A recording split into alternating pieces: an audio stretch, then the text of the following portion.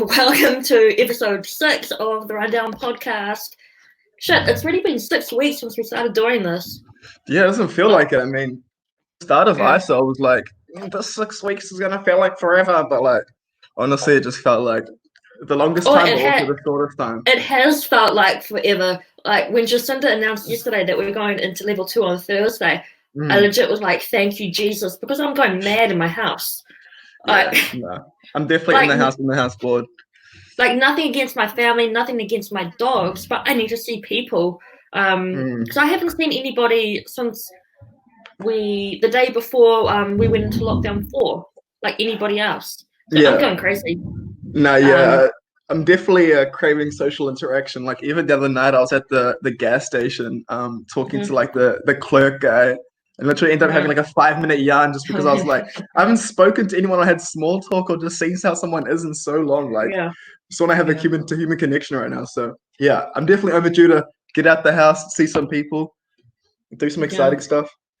Yeah, but nah, it's so good that we're going into level 2. So thank you, Jacinda, and thank you to the people who stayed inside and went dumb shits and had those stupid parties in the weekend. So yeah, that's all I'm gonna say on that.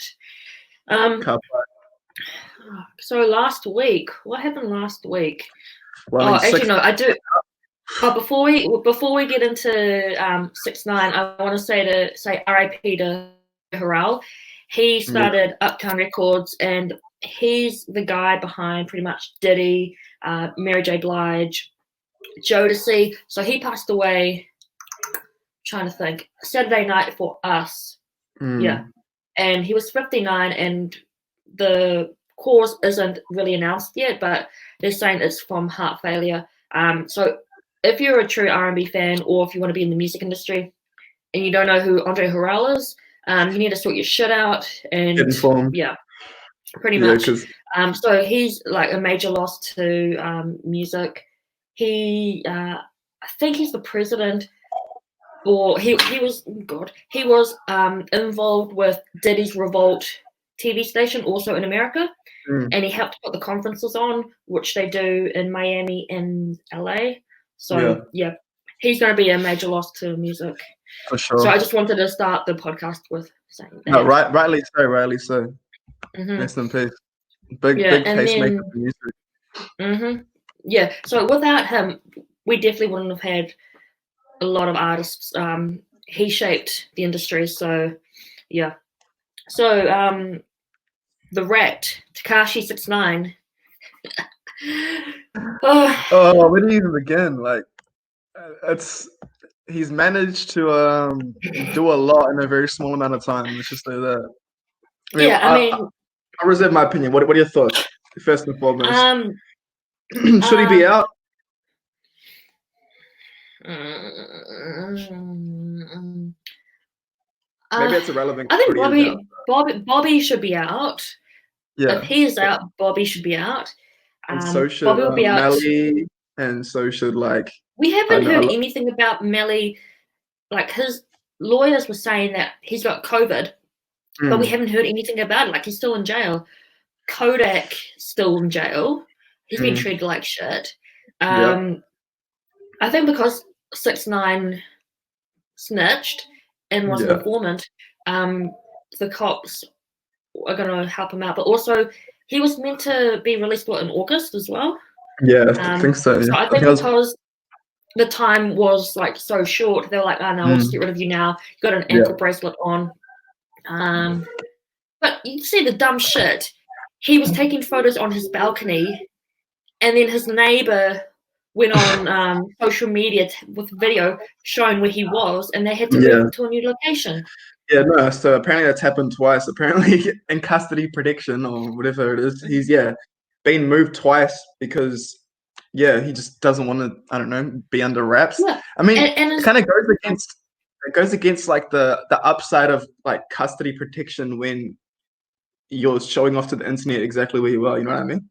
Like especially under wraps. Like, if he was in some, I don't know, like windowless room in a house somewhere, at least people wouldn't be like, oh, okay, that's the background of LA or something, you know what I mean? But he's just straight up like being belligerent as just being like, "Come find me," da da da da da. And then there's and his fans turned up outside the house while they were evacuating him, and then they were following him on the freeway.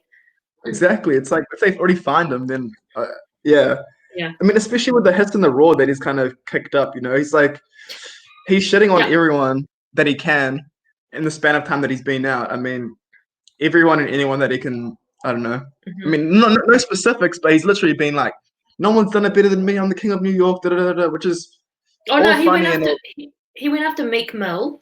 Because Meek was also yeah, exactly. And then this morning, him and Rich the Kid were having words about jewelry. Yeah. Yeah, but like you said, on his Instagram live, he had more than 2 million people watching, broke the record. He had like an ugly ass shark chain on. He had 4 watches. Bro, why do you have 4 watches? Like, apart from them all being blingy and shit and expensive. Do you not know how to tell the time? Yeah. Like, why do you need 4 watches? And I didn't read the article why him and Rich were beefing about jewelry, but I'm like, whatever. Oh no, Rich was just angry because Tekashi was like, "I'm the king of New York," and Rich was like, "Anyone from New York that listens to him and thinks he's the king is being disrespected," basically. And Tekashi was like, "You're falling off. You haven't had a hit song since Kendrick Lamar, like New Freezer," and then just back and forth, back and forth. No, I think they were all just angry at him because, like, what was it? I think so. He had 2 million views on Instagram Live. Before he had 104 million views on YouTube. He's going number 1 on Billboard. Yeah. He's getting no radio play. Like, yeah. But it's really funny because I posted the track on Saturday morning, and I'm getting, this is bullshit, this rat, blah blah blah. Why are you posting this? Why are you advertising him? Oi, I had so many people click on that link. Like, they're undercover fans. They're too scared to say that they like him. I mean, 100%. I mean, that's like a large. I mean, his fan base is pretty split down the middle. You got like the diehard fans that will just be like, "He's a troll. It doesn't matter. His music's good. It speaks for itself." And then you have like the ones that are just like in the background, kind of listening, but then like, "Oh, fuck Tekashi." So I don't know. I like his beats. I like his lyrics are rubbish, but I really like the production. The production is what carries. I mean, his lyrics are literally just antagonizing, like. I mean, like, he's literally just saying like, "Screw everyone," and just he's like, "Are you what?" It's like, "Are you dumb, stupid, or dumb?" Yeah. Like, I'm waiting for that to be like a TikTok. I mean, and the worst part is that like that music is what is like number 1. You know what I mean? Like, it dropped, and you mentioned 104 million views in what, like 3 days? Yeah. Like, no one does numbers like that unless you're like, I don't know, Beyonce or no, not Kanye. Even that. So Eminem had the most amount of views on YouTube in 24 hours. 6ix9ine bet that. I think he got like 42, 43 million views, and Eminem had like in the 30s. Yeah. I mean, not to be that guy, but it just like comes back in on the culture at the moment. I feel like so many people are just like rewarding just people being like belligerent and ignorant and just like, I don't know, clowning around. And like those people are being rewarded in today's society. And then also with everyone watching and tuning on into 6ix9ine's life, a lot of it's not even because they actually like the person. They're just like kind of waiting to watch his downfall, or like waiting for like the inevitable car crash that is going to happen either on live or at some point down the road, you know? They're kind of just waiting for him to like put one foot wrong. So I don't know. That's just the culture. It's everyone just kind of like waiting to tear you down, or waiting for the next funny moment or meme to clip. But hey, I tuned in because I wanted to know what he was going to say. Yeah, no, exactly. Everyone's just that was it. At the edge of their chairs, being like, "What's he going to say? What's the next dumb shit he's going to come out with?" You know what I mean? That's the perfect time for it. Everyone's in isolation with nothing better to do than to watch Tekashi clown. So, do you think any rappers are going to get in on any of his tracks? I think the only rapper that I actually saw that was kind of justifying Tekashi's actions was Akon, and that was a while ago. Yeah, so I don't know what the likelihood of that is, but at the same time, he's a cash cow. So like, but it's like, is it gonna ruin your respect with other rappers if you feature with Tekashi? So it's like, I don't know. You might end up blacklisting yourself by getting on a track with him. But there's but artists that could do it. What about producers? Like, would anyone even care if producers jump on with him? Nah, I don't think so, because everyone realizes producers are like what makes him who he is. Like if you listen to every single one of his beats, it's all production driven and just like him confident yelling over it with some antagonizing lyrics. Like, are you dumb, stupid, or dumb? And it's like, I thought he wasn't meant to troll. Like, I thought that was like one of his part of his agreement. Yeah. Yeah. I mean, that guy's the hack of the music industry. Like, I've never seen someone command so much attention and be like so musically ungifted. Yeah. But like he just finessed the whole game by like saying the right stuff, trolling the right people, and then just staying in the right like public eye, I guess. But anyways, I got enough attention that I was touching up on it. Well, let's move on to some new music for the week. Honestly, there's some good music that actually dropped. Chris Brown and Young Thug. Yeah, did you enjoy that? Slime B, right? I did. I listened to that on Sunday. It was a few days late because I just couldn't be bothered last week. I like that. What was it? Trap Back, I Got Time, Big Slimes, and I really liked Undrunk. I think that was with E40 and Too Short. No, I really liked it. They should put out more music together. Yeah, I was quite curious to see how Young Thug and Chris Brown would like come together, because it's like, I mean, Young Thug obviously got a singing stuff like Relationship with Future and all that, but like I don't know. Could really work with Chris Brown. Like he's more R&B-ish. Yeah, you never really would have thought they would have just jumped on a track, let alone a whole album together, you know? So it was real cool to see, and I guess it's just like the crossover of like the new sound and the old sound. And Chris Brown is obviously extremely talented, whether you like him or not. He can rap, he can sing, he can produce, he can dance. He can dance, yeah. So yeah, man can do it all. It's just a matter of I don't know. He notoriously puts out too much music. Like his last last album, like full something of the heart, was like 40 something tracks. So I was just like, I was like, come on, Chris, 40 tracks. Like, but hey, this one was a lot more refined, a lot more of the future sound, or current sound, I should say, opposed to like, I don't know, being stuck in the past. But I don't know. OG Chris Brown fans might take a while to come around to it, but I feel like it's good for the news. I like it. Like I haven't really enjoyed his last few albums. I like his music, but the last few albums, they weren't for me. So what he put out with Young Thug, I enjoyed. I'd listen to again. Awesome. Yeah. Who else dropped on Friday? Oh, Kehlani. Cool.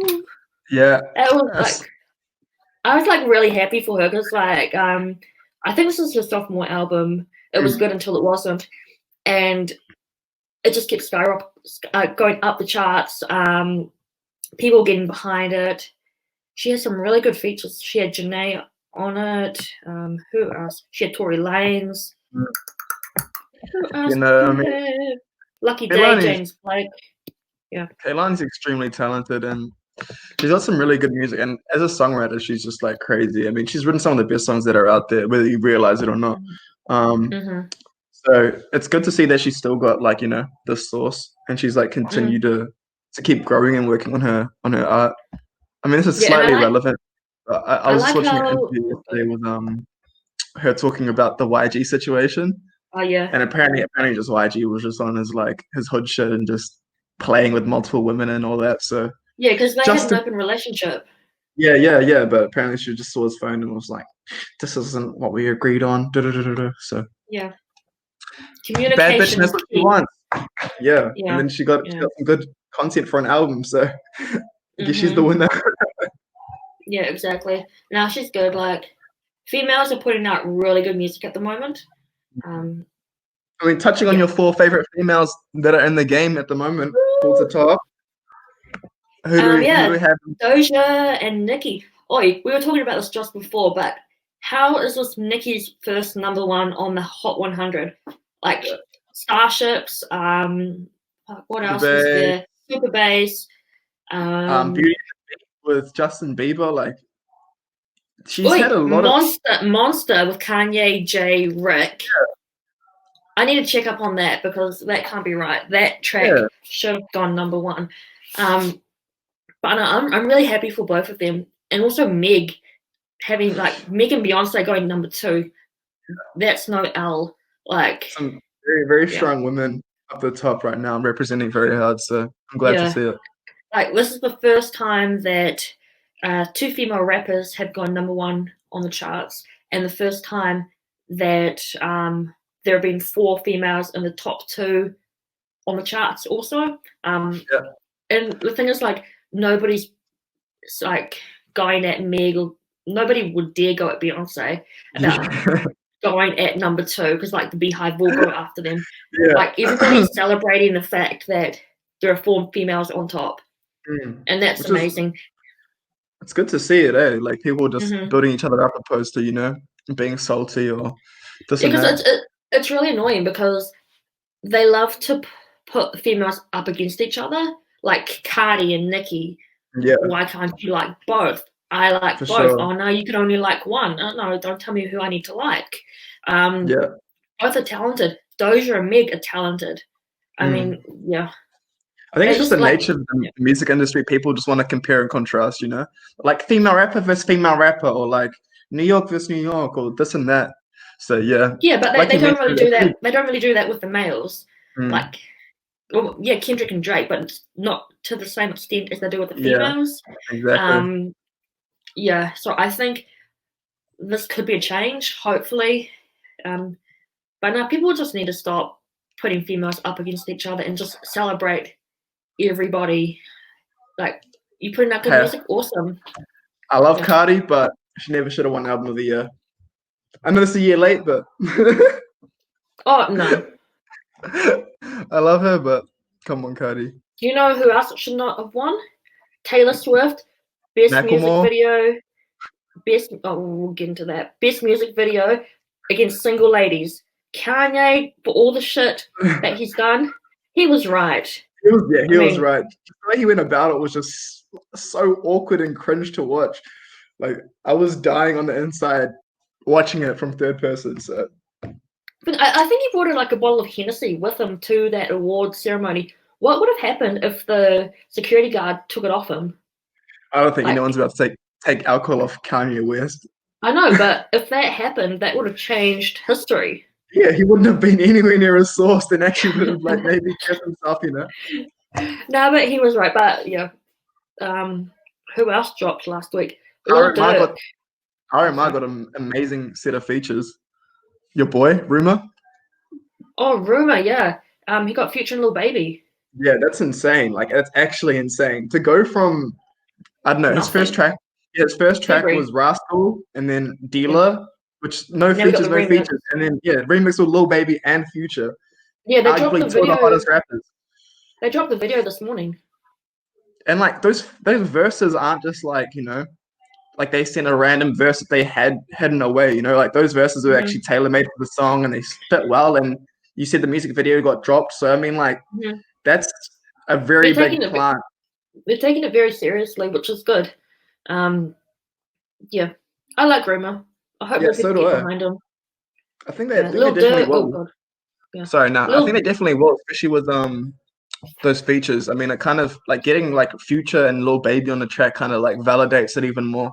And I don't know, people kind of need to be told that someone's like okay. I don't know, it's weird, but like if an artist like Future or Lil Baby jump on that track, it kind of validates that artist is hood enough, or he's real enough for people to actually enjoy or like, because obviously they fuck with him. So yeah, and he just signed with Warner as well. So Warner/Atlantic, they've got some of the hottest rappers in the game signed to them at the moment. So, and like I know his manager Adrian, Rumor's in good hands. So they believe in him. So yeah. Okay. Lil Durk. Did you like that album? Did you listen to it? Yeah, I did. Especially there's a track 3-Headed Snakes that has like all the boys on it, and 3-Headed Goat. So 3-Headed Snakes is a Gunna song. 3-Headed Goat, and yeah, I mean I definitely enjoyed it a lot more than I did the album before, especially because the features, like there's some crazy features on that album. And, the album's called Just Cause You'll Waited Too. Yeah, I wasn't sure what to expect because I hadn't really listened to him previously. I liked the album. I liked 248, and he did a track with G Herbo as well, which I liked. Yeah, I mean, it's another album that I would listen to. Like a lot of the music that's been put out, it's good, but I mean, I wouldn't waste my time and go back and listen to it. I was surprised with this. I was surprised with Lil TJ. That Lil TJ album. It was, yeah, I think it was like 7-8 tracks also, which was like a perfect length, right? Yeah. It's like there's replayability in a short album. When you've got a long album and you can barely make it through the first listen, it's like there's nothing to kind of spur you to want to go back and be like, oh yeah, I'll re-listen through it and give these songs another chance, because it's just such a process. Whereas like with like you mentioned, like a seven song album, EP type thing, whatever you want to call it, that has like 5 to 6 different features, and all the songs have a slight different vibe / feel. It just makes it a little bit more excited for fans to consume. So I really like that structure. Like Lil TJ, I think he's doing great. Plus, he got blessed with a Pop Smoke verse from before he passed away. Did you listen to the Nav album? No. Did you? Yeah, that was like almost executively produced by Cash XO and The Weeknd. And I'm meaning to listen to it. I just haven't really been bothered. We did an album review of that last night. I posted, and I had a quick flick, and the guy Aiden who did it, he said that he's come out of his shell pretty much, and with more confidence, he'd be good. But it's really funny. Like Academics hates him, and like Academics did a screenshot of, I think, the iTunes in America, and then he's like, "Where's Nav?" Yeah, like Nav's not there. But I had like, he always throws shade. But I haven't really, like, I was talking to somebody, I think on Saturday night, and I was saying I haven't really seen anything about Nav on social media. Like, no talking about him. People talking about Kehlani. Of course, people talking about 6ix9ine and Lil Durk and TJ. But I don't know, maybe it's who I'm following. But then again, I'm following all these music people. Yeah. And they're still like, I don't know. I feel like, like you're correct. Like as far as the exposure that the album has got versus everyone else, there hasn't been anywhere near as much talking about it. Like I've only seen maybe The Weeknd make a post and Nav make a post on their personals, but there hasn't been like much pushing of that album. I mean, obviously it's the deluxe version is going to be longer, but it's literally like 32 tracks or something like that. And 32 tracks of Nav is like, I can only listen about you doing perkies and lean so much. So yeah, he's good. You just got to kind of find what you like amongst it all. Yeah, I think, let me go bring this up. I think he was doing 72 to 75 thousand units for the album. But wouldn't that'd be like what, second top? No, I think it would be the top. Because 72 to 75 isn't actually bad. Yeah, because Kehlani was in the 60s, I think. Where are we? Okay, so Nav is expected to move 70 to 75. Kehlani 60 to 65. Yeah. Yeah, so I mean, Lil Durk 40 to 50 or 45 to 50. I mean, that's okay for a dude that's going up against Kehlani. Yeah, but, exactly. Like, I thought Kehlani and Nav would be opposite, just because nobody's really talking about him. Yeah, for sure. I mean, I think maybe the fact that Nav album has like Turks, which is like that song with Gunna and Travis, has like another Uzi song, another Gunna song, a song with Pop Smoke, a song with Young Thug, a song with Don Toliver. Like it's just a lot of very relevant artists that are on the feature that people probably want to like listen to those. So. Yeah. Speaking of Uzi, he tweeted out yesterday that he's got a new album coming out. So he went from I mean, I hope so, but he went from making like I wouldn't say hardly any music, but he went from releasing music, like progressively to giving us potentially 2 albums within a very short span of time, which I'm three because he had the deluxe, remember? Yeah, that's true. So he's obviously working really hard, and I'm excited to hear it because his last album, Baby Pluto, was like really like sound changing in my opinion. Like he was using a lot of really cool sound design and production. And honestly, I can't wait to just get back in the club and play that stuff. Before I forget, your boy Playboy Carti, today is 2 years since he dropped Die Lit. Oh, I thought you were gonna say something about Whole Lotta Red, but yeah, Die Lit. Yeah, please give us Whole Lotta Red, Carti. I'm waiting. But Die Lit, oh, that's an album and a half. Like definitely the one His fans go hard for him. They do. I mean, that's the thing. I follow so many Playboy Carti shit posting pages. It's insane. Yeah. But no, yeah, it's cool. Like that album was definitely. I'm just looking at the features at the moment. It's got Skepta, Travis Scott, Uzi, Nicki, Bryson Tiller, Gunna, Thug. Yeah, no, the song was like sorry, not the song. Good features on that album. It was definitely a good follow up from Magnolia because like everyone was wondering like who was this guy after Magnolia, you know, like Pierbourne and Carti. And then Cash Carti just came through with a Die Lit and just gave us like RIP and stuff, which was no. So yeah. I might actually listen to that today. I mean it's a good turn up album, that's for sure. Need that for like going into level 2. Yeah, you can turn up probably to level 2. Yeah, did you see that 1-4 got blessed with a Ferg feature? I did. Yeah, say it again. That's actually a pretty good track. And it's Ferg's, I mean, this is what I'd hope would always happen when someone gets a rapper as a feature. But it doesn't Yeah, but it doesn't always happen. Like they promote it and actually write the verse specifically for the song. You know, like some people just slap a verse on a feature and they're like, oh yeah, it's me rapping, it's a feature. But like Ferg is actually, you know, like in the music video, rapping, playing with Australian money, talking about Australia, talking about 1-4, talking about, so it's relevant. The music video is sick. He's promoting it. So I mean, I think that's huge. I mean, 1-4 didn't need that much help regardless, but it's huge for them getting exposure in the States. Yeah, exactly. I just got sent this. Remember a few weeks ago we were talking about that Trippie Redd and Party Next Door track? Yeah. Yeah, that's dropping on Friday. Thank goodness. When I was talking to you about that track, he posted the leak on his Instagram being like, do you guys need this? Do you guys need this week? And I was like, yes, give it to me. Like a couple weeks on, disappeared. And I was just like, where at? Yeah, just got it. Coming in on Friday. Is that Friday US or Friday NZ? Friday for us. So that is 4 p.m. our time. Oh, I do want to. I want to clear something up.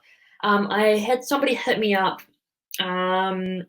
last week, asking me how come the new music for Friday, why is it now 4 o'clock and not 5 o'clock, and has Drake had anything to do with pushing the time? Like, is it something to do with Toronto? I'm like, no, it's to do with daylight saving. Okay, so 4 p.m. New Zealand time is 12 a.m. in New York, and that's when music drops.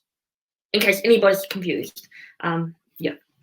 Yeah, your LA local Hit Up Ange with the goods. See, I didn't even know that. I mean, I knew obviously it dropped at like midnight, hypothetically speaking, but I didn't realize that like labels and stuff. Savings. So yeah. I mean, I'm pretty much on New York time, like all the time now. Like, yeah. So not LA time, New York time, even though I want to move to LA. Yeah. Have you listened to that track by like Real Recognize Rio, Pressure, and it's featuring 21 Savage? It's a good song. I think I was really slack with music last week, to be honest. So I've been pretty slack with music in general during isolation. Like I feel like music for me encapsulates like a vibe or a mood, and I listen to certain music to get me in a certain mindset for certain things. But like when you're just sitting in your room or like pacing around the house or cooking or whatever else, like the only music I'm kind of finding myself wanting to listen to is like 80s and like the Whispers and like Bee Gees and. Wait, yeah. Okay, so on my personal Instagram account, I've been doing that 30-day challenge, one song a day thing. Yeah. And I thought, nah, screw this. I'm gonna shock everybody and play what I grew up listening to. So there's like pop, rock, like barely any hip hop, barely any R&B. So then I'm like, what is this? Okay, no. And then I'm trying to so that's pretty much what I've been listening to. Just old hip hop, old rock, old pop music. Especially like from like midnight until maybe 2-3 a.m. With my headphones on, with my beats on anyway. And I think apart from New Music Friday, I'm not really listening to anything else that's hip hop R&B related at the moment. Yeah. I mean, if you're gonna be in the kitchen cooking, the best music is like, disco or like funk or just have a boogie in there, you don't need to think too serious rapping about the street life or any of that. You just need feel good grooves and 80s and Weekend and all that good nonsense. All right, Theia, welcome to the Rundown Podcast. Congratulations, you are our first person we interviewed. Oh, that's cool. You feel special about that? I do. I feel so special. Wow. Good, you should. What an honor. And we have like one of the better up and coming female vocalists out of New Zealand. So excited to hear what you have to say and get some questions. Thank you. How's lockdown been? It's been dope, actually. Like, I have just been pretty much doing shows nonstop, like heaps of really cool cyber shows, and I've been doing loads of collabs with like my new friends that I've met on the cyber shows. I honestly, I'm like, it's been so busy. Like, it's been really nice, I think, for me, because I'm quite an anxious person, so it's been good to like have so many things to occupy my time that I haven't had time in my like head, if you know what I mean. Mm-hmm. For sure. Hey, otherwise, with the world, it's hard to get overwhelmed a bit. Sorry, it's easy to get overwhelmed a bit. Yeah. Do you think you're going to be doing more live shows online now that we have like no idea what's going to be happening with the actual live events in New Zealand? Yeah, I mean, it'll be interesting to see what happens, I think, because all of the shows that I've been doing have been international ones. Like most of the shows I've been playing have been like LA based or New York based or Montreal based. I've done, I think, like 2 New Zealand ones. So I feel like it would be really, really cool to see like more New Zealand shows happen. And I totally agree. I mean, I know it's like halfway through the year now, but I guess it'll be interesting to see what happens like over Christmas and stuff, because we've got all our festivals, so maybe it'll end up just being like homegrown stuff. Like, I don't know, because none of us really know like about the borders and everything. And the same goes like in terms of performing internationally. So I definitely hope that cyber shows will continue to be a thing. Because we've got all our festivals, so maybe it'll end up just being like homegrown stuff. Like, I don't know, because none of us really know like about the borders and everything. And the same goes like in terms of performing internationally. So I definitely hope that cyber shows will continue to be a thing. As far as your like online concerts, Instagram live, that kind of thing, like obviously it's quite important for like staying interactive with your fans and stuff, but like what specifically are you doing? Are you doing like festivals that are online with other online artists, or what's like the process there? Yeah, okay. So I've been doing like several different types of gigs. I've mostly been on Zoom, and they're mostly based like, so I did, for instance, Really Like to Party, which is based out of Brooklyn, New York.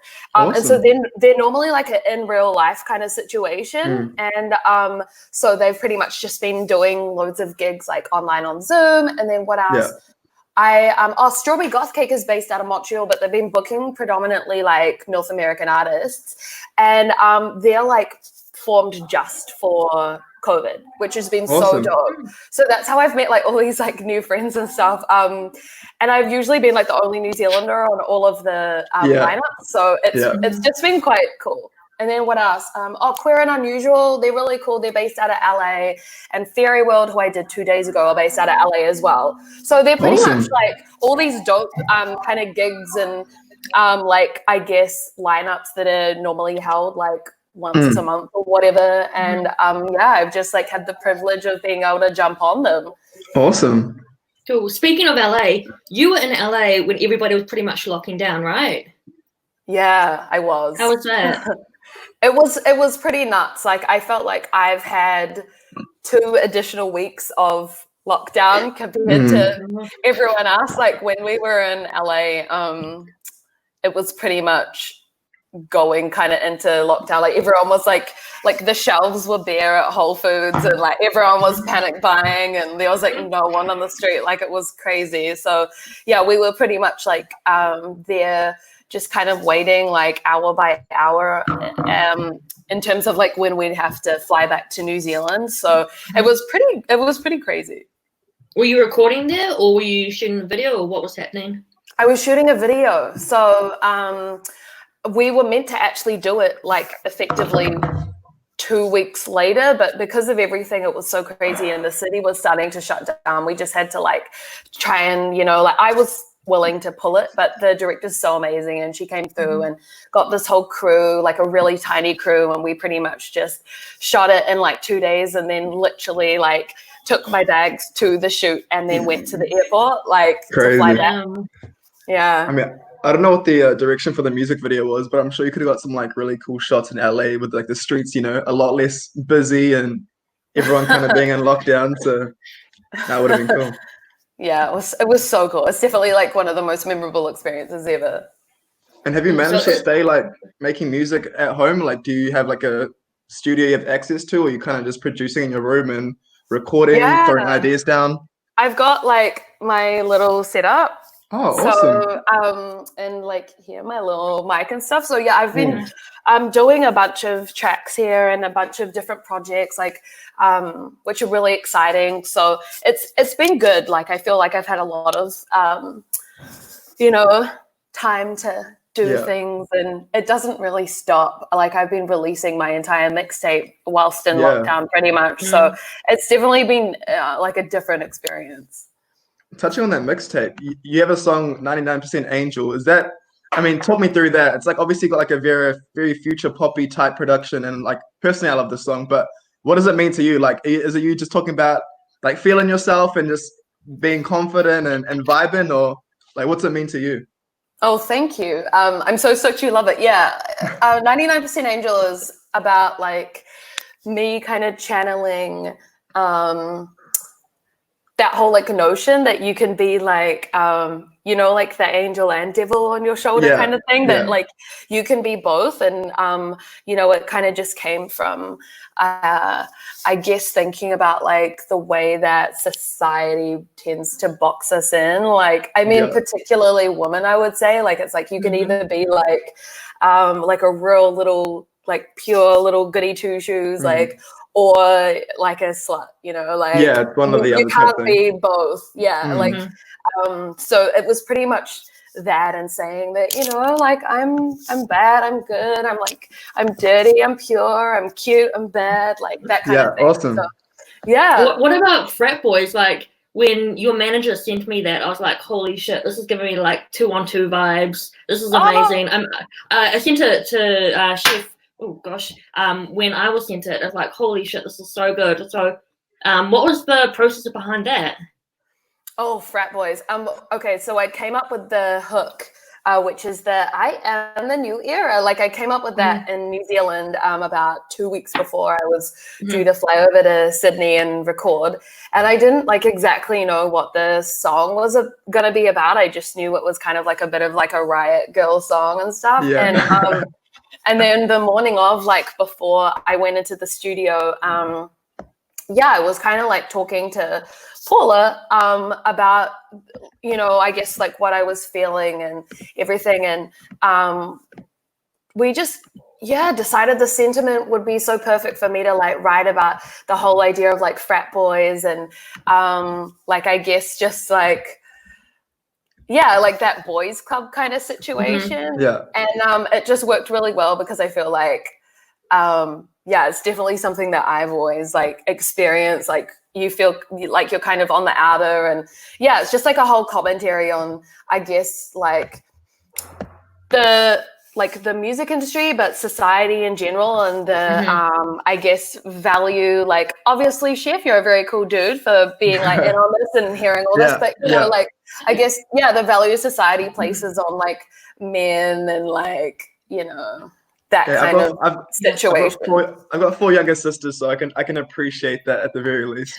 I'm in a very women dominated household, but well, that's good. That's awesome. I'm also glad to see, like, I don't know, the shoe is being put on the other foot as far as like guys for the longest time have been, you know, like tooting their own horns and talking their shit and I don't know, being braggadocious. So it's good to see some, you know, women come out of the pipeline and, you know, like put out their music and talk their shit. So thank you. Yeah, exactly. It's always like, you know, I think that's the other notion, like especially in what you see in hip hop until like Megan and everyone's came along being like, hey, like, you know, it's always been like dudes, I guess, like doing that whole like objectifying like chicks kind of thing and stuff. And it's so cool. Like it's cool, but it's also like, I guess, kind of like weird for people to see women like feeling themselves. It's like, like, you know. So yeah, I think it's definitely cool to like bring that into it. And so Frat Boys was definitely that moment for me. And I love that line. It's like, I'm not cool enough for you. You ignore when I call you, but your mum, she adores you. It's like, you know, I just wanted a song that even like Frat Boys could dance to and be like, that's me. Like, kind of. So did you have the beat first, or did you just write to it and then get sent the beat when you arrived in Sydney? I also had the beat, so I came up with the I am the new era, I am the new era, and I had the beat as well. So what's cool about Frat Boys is it's like the first track I've ever done, and also that Quinn, like my producer, had done that has no chord progression at all. Like normally like singer-songwriters anyways, you know, if you can play the guitar, I can't, but normally they start their songs like off with some chords and then they write from that, like the chords inform the hook, but I just came up with the hook and the beat, and we just decided to not have any chords at all. So it's all beat driven and melody driven, which is quite cool. So yeah, I literally tapped it out like on my knee, and then my producer like tapped it at the same time, and then that was it. No, it's a tune, like definitely it's a tune. So Celebrity is coming out on Friday. That is a good tune as well. Oh, thank you. Yes, I'm so psyched for that. I can't wait for Celeb to drop. Yeah, it's like it's a real bop. I hope the radio really picks it up and like goes with it. It's really good. Oh, thank you. Me too. I feel like it straddles like the mainstream and like the edgy quite well. Yeah, nah. Your music's good. I'm just gonna keep doing my thing, and maybe one day we'll see what happens. I mean, that's the right attitude. I mean, you're putting out good quality music, and it's like it's studio quality. So I mean, it's only inevitable. Thank you. Thank you. Well, so you mentioned your producer Quinn. So is that like one of your in-house producers / like your main producer? Because I noticed like all of the beats are quite quite similar and collaborative. So it's like creating a really nice sound. It's got like almost that Charlie like XCX like future pop. Just I don't know, like changing the sounds. Like I feel like we don't see that much in New Zealand, let alone globally. So is that like a conscious decision, or is Quinn just a beast? Like what's the? I think it's both. Like we've worked together so well on this. Like he had never actually made any music like this before, and obviously I'd always wanted to make stuff like this. So I pretty much like worked with him in terms of like coming up with like I had that vision and I knew the kind of soundscape that I wanted. And then we played with it and made like samples that had never been made, because you can type in obviously and find samples and stuff. And so the whole thing's just been really special, like trying to kind of cultivate the sound that I'd always wanted to make, I guess, which is like super experimental, but really super very, very like future. And so it's been really, really like kind of special and fun doing that. And obviously this is like my first record as like an independent artist, so I feel like I just kind of let everything go, and I was like, I just want to do exactly like what I want to do and come up with stuff that I've always wanted. So there's like in 99 especially, like my favorite sound is right at the beginning. It goes dun dun dun, and that's like a gun and shattering glass put on top of each other to make like to make a kick. So it's quite cool. Yeah, no, the production was real. Like, I mean, I don't know if you've heard of Sophie's stuff, but Sophie's got some of like the most crazy experimental shit I've ever heard. And like, I had a lot of like those kind of feelings. So you're definitely like on the right track / smashing it. So thank you. I love Sophie. Totally. Like, it's kind of that. I feel like the people who are doing that at the moment are, like PC music, like that kind of vibe. And Sophie's definitely incredible. Yeah. Cool. So, lockdown 2, we get into there on Thursday. What's the first thing you're doing?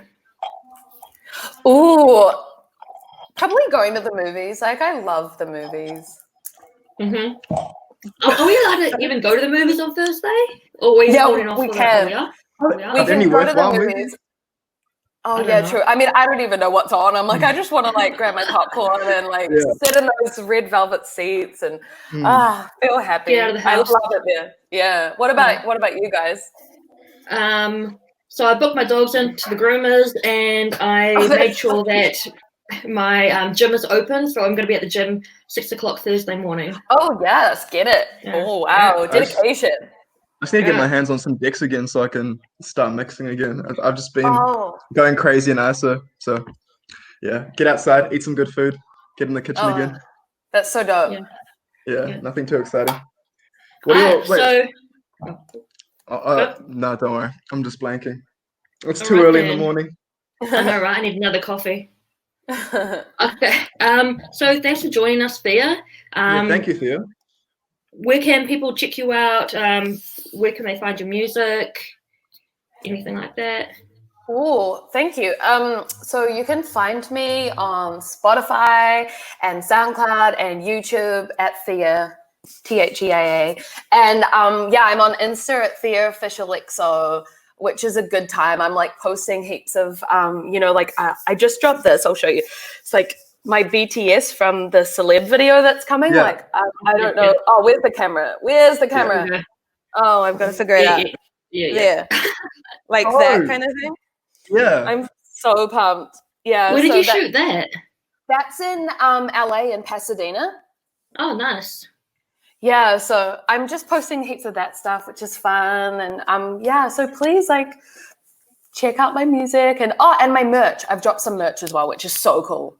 Awesome. If you want to Are you doing any live shows online this weekend or next weekend? I am yet to announce, but I'm doing a cyber release party for 99% Angel. So that's going to be on the 24th in New Zealand, but the 23rd Pacific Standard Time. Sweet. Good to know. It's going to be dope. And there's like a sick lineup as well. Awesome. Perfect. Okay. Thank you again. Cool. Thank you for joining us. Oh, thank you guys for having me. I'm like so stoked to be your first podcast. No, I'm glad to see you. Thank you, Theia. Cool. Enjoy the rest of the day. Thank you. You too. Bye. Bye. What are you up to for the rest of the day? I actually might jump on Fruity Loops and try and make some music. Talking to Theia earlier kind of inspired me to get back on my prod game and be productive from isolation. So it might be some production. Who knows? Other than that, what do you think is going to happen with the whole nightclub scene? Because you play. Which clubs did you play in Wellington? So I played Betty's, which is like the predominantly trap, hip hop, rap club in Wellington. And the situation I believe is going to be we're going to have to wait for level 1, just because level 2, it seems like. I mean, obviously you can congregate indoors, but you have to all be seated, and you have to only have 100 people within a venue, and all these other precautions, and you still have to write down your details so they can contact trace you. So I think as far as the logistics versus the upside, it's probably just going to be better to wait a week or so before we go back into clubbing and all that. But I think nightclubs and restaurants open next week. Don't quote me on that. I mean, they might open for just for business, but I doubt that nightclubs are going to be running and the capacity that people expect nightclubs to run in. It might be a bit more as you mentioned the other day, might end up being a bit more bougie with bottle service and seated places and door charges to keep people in. Yeah, exactly. But unfortunately, the club I play in isn't really suited to a whole sit down arrangement. It's very, very floor space heavy, but not much seating or anywhere that isn't in the middle of the dance floor. Plus, as much as I'd like to believe people would come and listen to me spin, sitting down, just watching me, I don't think they'll enjoy it. Yeah, it's not the same as getting up and having a boogie and just being rinsed and what people really want to do after all this isolation, Yeah. How about yourself? What are your plans for the day? I'm gonna listen to that Die album. I've decided. Awesome. And yeah, so we're dropping the Hit Up Ange merch. I think Thursday or Friday, probably Thursday. Yeah, I got a sneak peek of that as well. That's spicy. It's looking good. Yeah. Shout out to So Dylan Draws. I got that if anybody wants to purchase. But now, so I'm teaming up with a guy called Dylan Draws. Go find him on Instagram and Facebook. He's really, really good. So we're teaming up, and our first artist that we're gonna do is J. Cole. I asked the people who they wanted, and they wanted Cole first. So yeah, so I'm finishing up the website.